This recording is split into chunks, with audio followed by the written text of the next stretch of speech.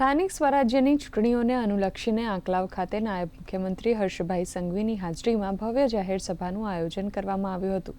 સભામાં હર્ષ સંઘવીએ સરકારના વિકાસ એજન્ડા પર ભાર મૂકતા મતદારોને ભાજપને સમર્થન આપવા અપીલ કરી હતી। તેમણે જણાવ્યું કે ભાજપ હંમેશા જનકલ્યાણના કાર્યોમાં અગ્રેસર રહી છે। આ સભામાં પુરવઠા મંત્રી રમણભાઈ સોલંકી, સાંસદ મિતેશભાઈ પટેલ અને આણંદ જિલ્લા ભાજપ પ્રમુખ સંજયભાઈ પટેલ પણ ઉપસ્થિત રહ્યા હતા।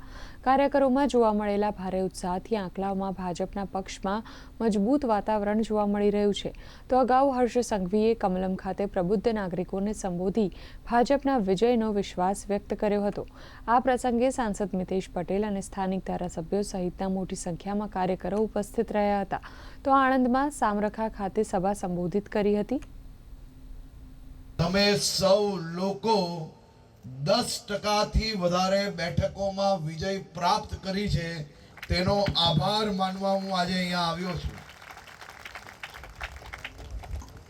આજે હું આપ સૌને આભાર અને અભિનંદન આપવા આવ્યો છું કે આણંદ જિલ્લાના સૌ નાગરિકોએ ભેગા થઈને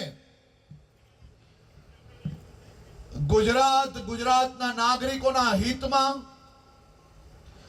ગુજરાત અને ગુજરાતના નાગરિકોને બદનામ કરનાર એક લોકોનો સફાયો કરવાનો સંકલ્પ જ્યારે તમે સૌ લોકોએ લીધો છે, તે માટે હું બે હાથ જોડીને નતમસ્તક વંદન થવા આપ સૌને અહીંયા આવ્યો છું।